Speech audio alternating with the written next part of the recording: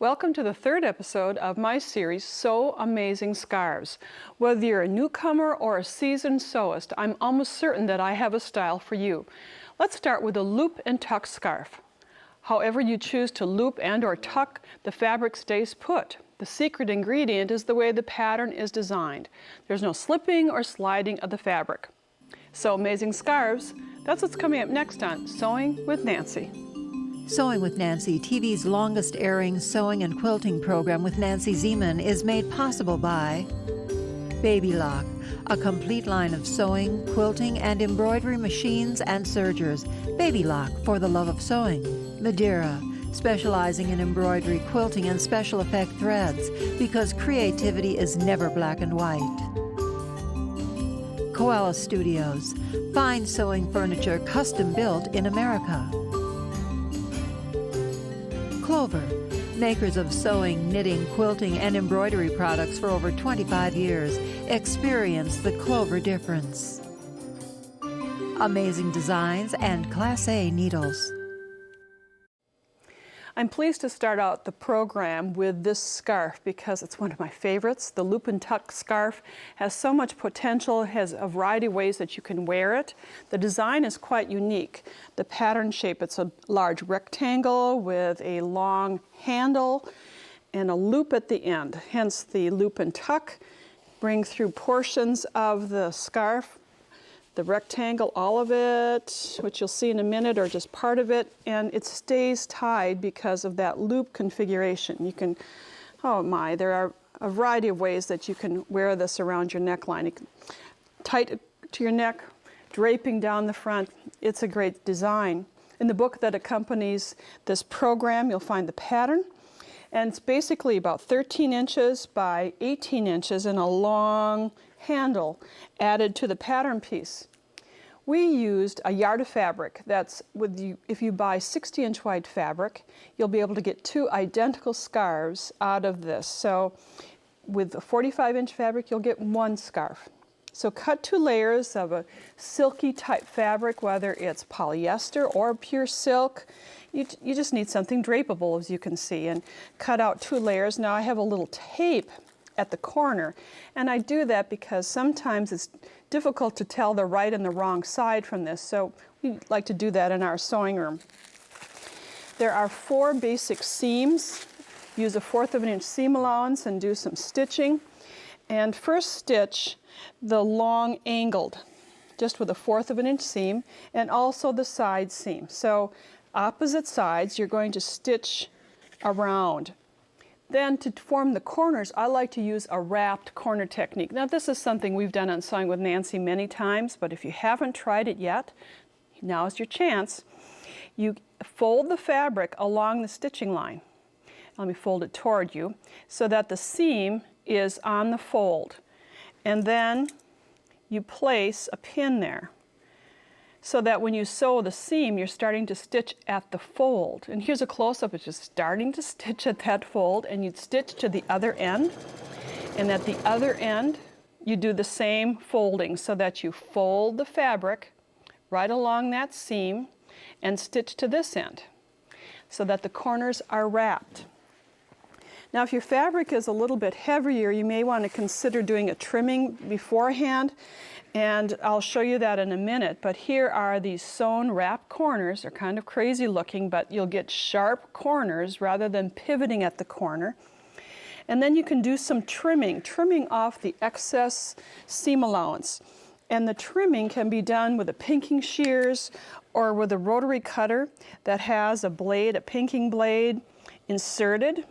You use a 45mm rotary cutter to do this, and it's automatically graded and trimmed.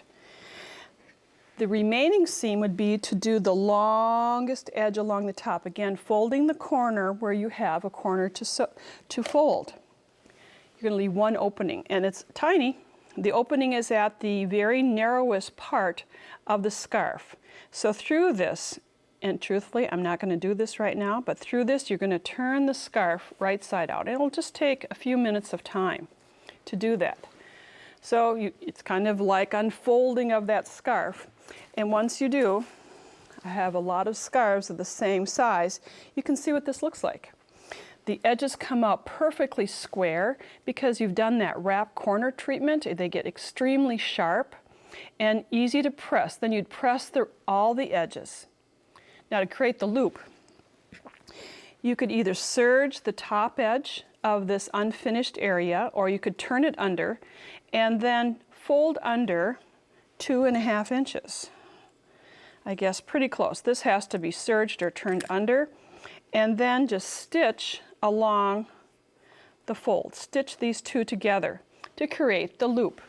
If we go back to our model scarf, you can see that the loop does all the designing details for the loop and tuck scarf.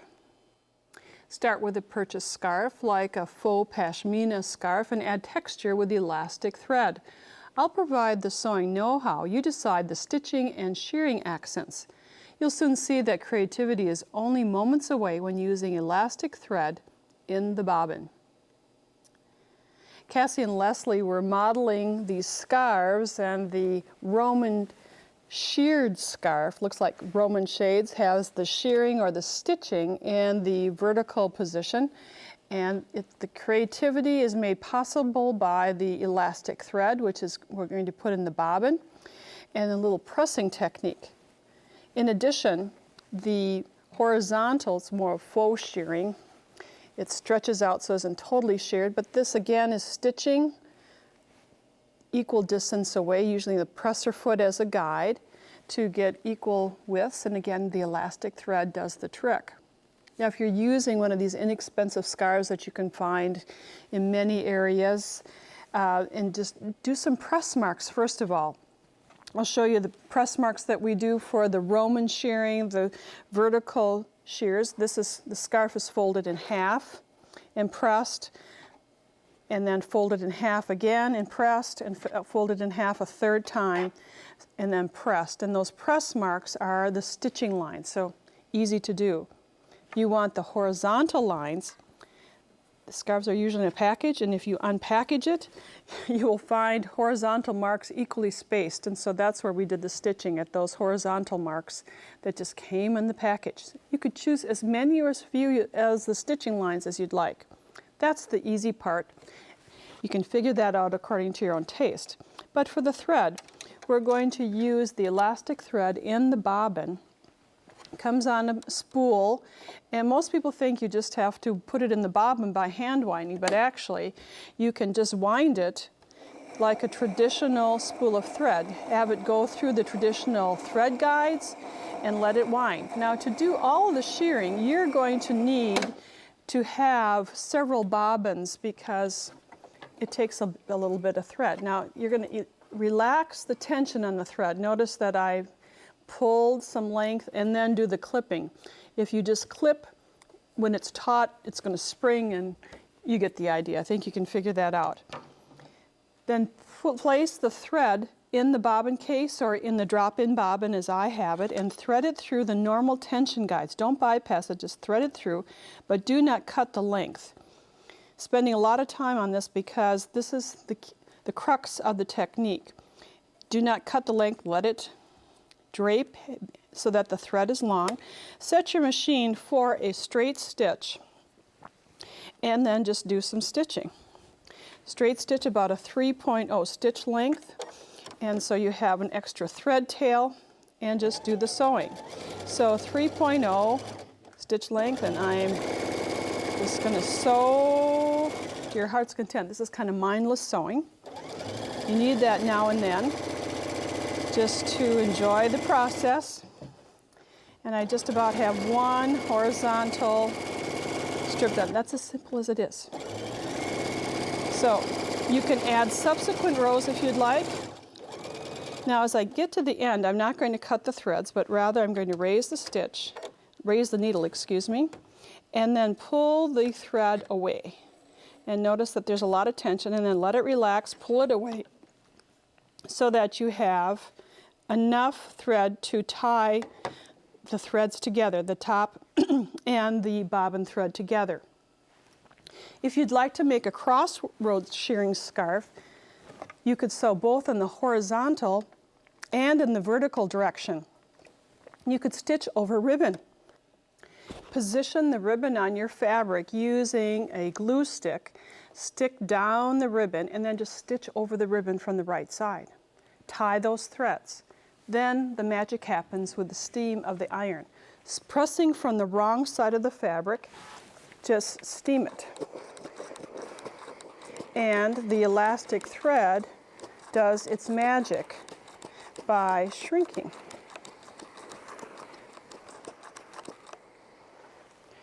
And there you can see how a shearing effect can be created. Whether there are multiple rows or single rows stitched over ribbon, you have faux shearing, Roman shearing, or crosswise shearing on your scarf. Add your own personalized signature to a scarf with embroidery. With a delicate design and a few stitching tips, give your scarf a touch of elegance. I don't know about you, but I enjoy wearing scarves, and an evening scarf is something I like to put in my tote or a bag. When chill, just throw a scarf like this on, and if you have a touch of embroidery added to it, it really adds a little extra class. Tone on tone or monochromatic, which we have here, is a nice way to consider embroidery. The scarf is lightweight. It's a purchased lightweight scarf, so the embroidery design has to be compatible, lightweight, not heavily digitized, not very dense. If you own an embroidery machine, you know about designs. They can have thousands, tens of thousands of stitches, or not as many, and not as many would be your choice for this particular project. We're using a border embroidery collection and chose some of the scroll components that go together to embellish the ends of this scarf. So lightweight is what you'd like. And because a scarf is reversible, it flips to the right side and wrong side, or the other right side interchangeably, you would like that embroidery to look the same on both sides. So you do that by using the same thread that you have in the top. I have a rayon thread in the top, as well as the same thread in the bobbin case. So just wind this thread in the bobbin case, and do use an embroidery needle when embroidering it. You know, if a new project of embroidery, I always start with a new needle. It will save little runs or puckers in your fabric. Scarves are lightweight. So if they're lightweight, you have to have stabilizer. When you're just sewing or when you're embroidering, you especially need it.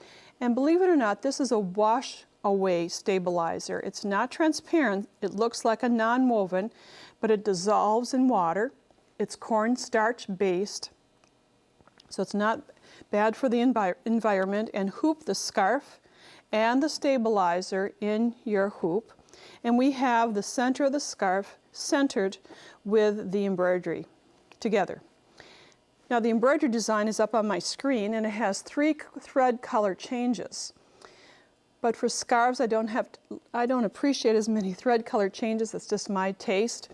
And so I can press a button, and you'll notice that then the thread colors all become grayed to the same color. So it will stitch from thread 1 to 2 to 3, and I don't have to have any breaks, and it will be one solid color. So we're just about ready to stitch. I'll lower the presser foot, which I have already done, and just hit the green button, and it will do the stitching. And this embroidery design takes 16 minutes to stitch. So, you know, as it sews, it's lightweight, but you just kind of watch it. It does the work. We get to enjoy it, and the setup is what takes a little of the extra time. So as this is stitching, I'm going to show you the other end of the scarf that already has been embroidered. And I took it out of the hoop, obviously, and here you can see that circle design. It needs a little pressing, but I've started to trim away the excess stabilizer from the wrong side. Trim away as much as you can. And just save this maybe for another sewing project where you need a little stability, perhaps at buttonholes. I have a whole bag of this at in my sewing area. And then immerse your scarf in water. Now, if it's a silk or a wool, that's not what you're going to embroider with this particular stabilizer, but this is rayon. You water spot the whole thing. Put it in water.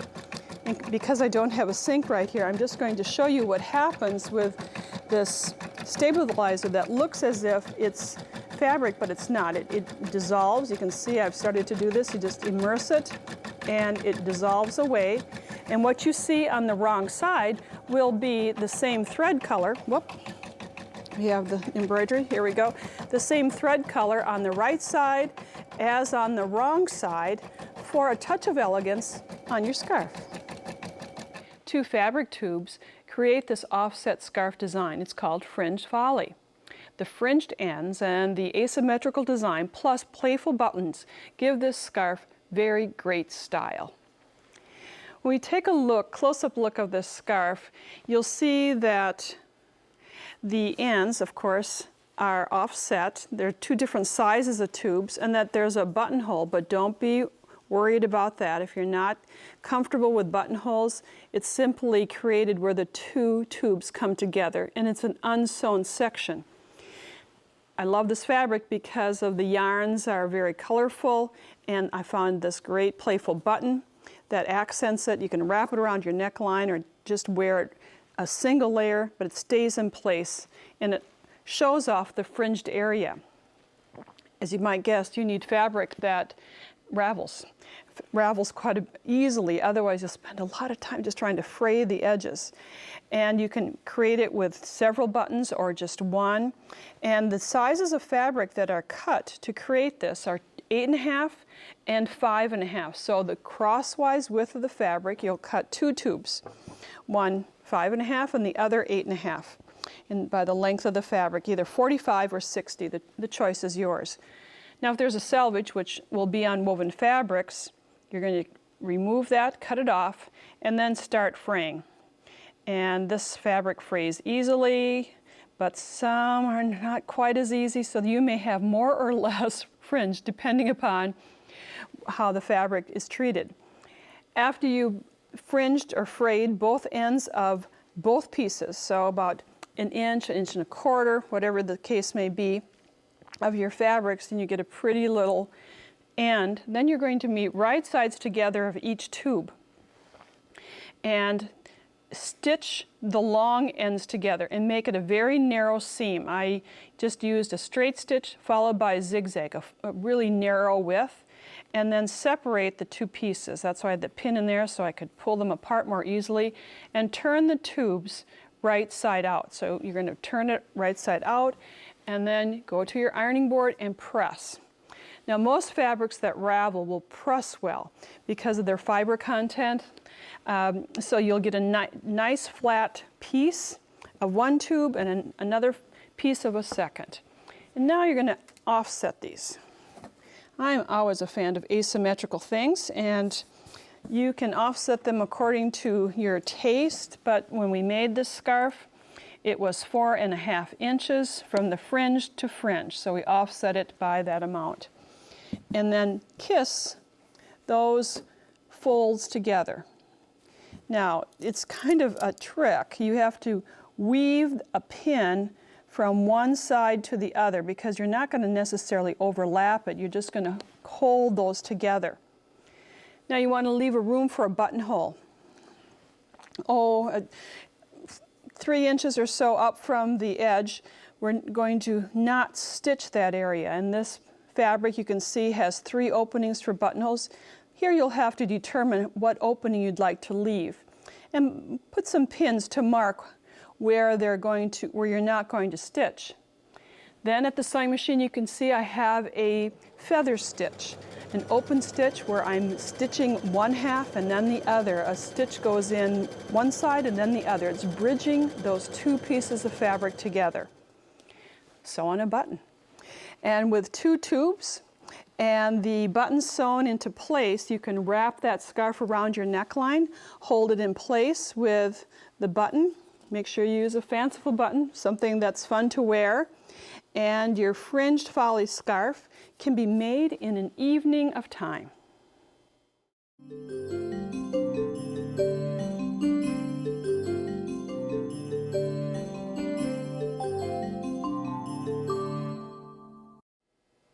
Terry Grohl, founder of Enchanted Makeovers, was a Nancy's Corner guest over 2 years ago. Terry told us the story of how volunteers give women and children's shelters facelifts with fabric, paint, and elbow grease. Terry joins us via Skype to share the inspiring growth of this wonderful organization. Welcome back to Sewing with Nancy, Terry. Thank you, Nancy, for having me. Terry's joining us via Michigan, and for those of you who didn't see our first interview, Terry, give a little summary of how and what you do with Enchanted Makeovers, because this is great stuff. Well, with Enchanted Makeovers, we're very passionate about handmade while we're doing our renovations. So we want our viewers, and our donors to really give with their talent. And you went into a shelter and it looked like a prison. And here's a before picture that shows one of the rooms that you've done in. That's pretty bleak. If you're in a women's shelter, this is not a comforting place to be. And then you really changed them. Tell us how you do that. Well, it really starts with the donor and how they can give of their time with handmade. And from that process, it could be with quilts. And through that, we decide on what color. We're passionate about mural artists. We have a lot of communities that make handmade curtains. And through all that talent, it just all comes together into this beautiful space that really uplifts and inspires women and children that they can move forward with their life. Yeah, it's pretty dramatic what you have done, and it's inspiring to see. But you're not just limited now to bedrooms, because you've done children's rooms too, of course, baby rooms. Yes, also nurseries. Of course, we want the children also to know that they matter. And it shows in all the work that you've done. Now, how many rooms have you done? Can you estimate that volunteers through Enchanted Makeovers have done over the last years since you started? It's a little over 100 bedrooms that we've done, and that doesn't include, obviously, we do sewing rooms. And it's thousands of lives that are being changed, because as the women move through the program, unfortunately, there are new women that go into that program. So thousands of lives are being transformed. And you briefly mentioned sewing rooms, because in some shelters you have formed a sewing, or have created a sewing room, and that's a great thing. Tell us about that story.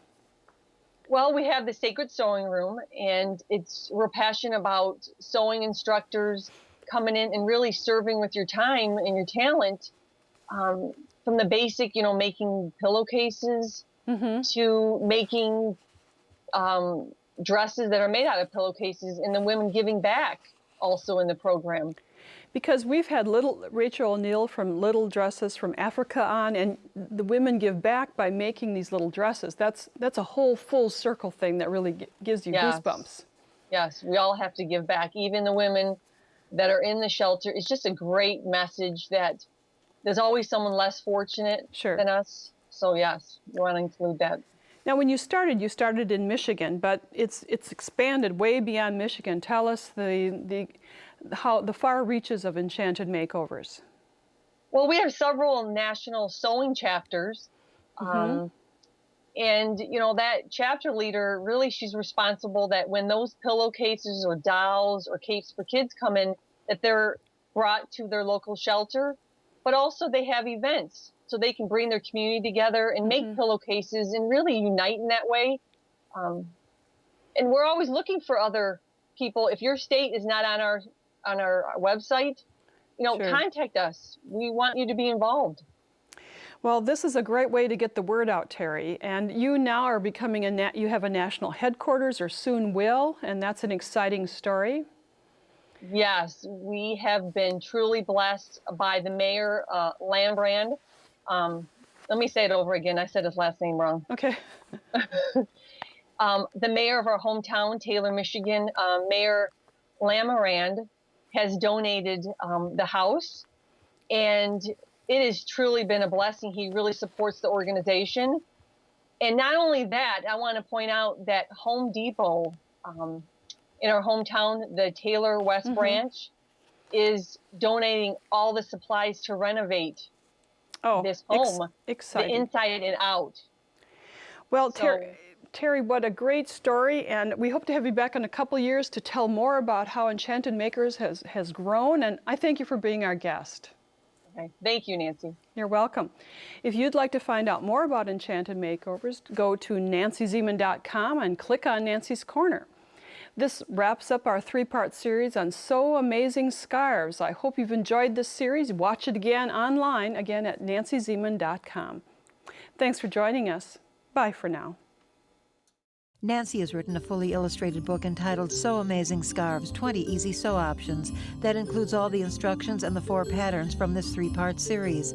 It's $16.99 plus shipping and handling. To order the book, call 800-336-8373 or visit our website at sewingwithnancy.com/2709. Order item number BK2709, Sew Amazing Scarves, 20 Easy Sew Options. Credit card orders only. To pay by check or money order, call the number on the screen for details. Visit Nancy's website at nancyzieman.com to see additional episodes, Nancy's blog, and more. Sewing with Nancy, TV's longest airing sewing and quilting program with Nancy Zieman, has been brought to you by Baby Lock, Madeira Threads, Koala Studios, Clover, Amazing Designs, and Class A Needles. Closed captioning funding provided by Oliso.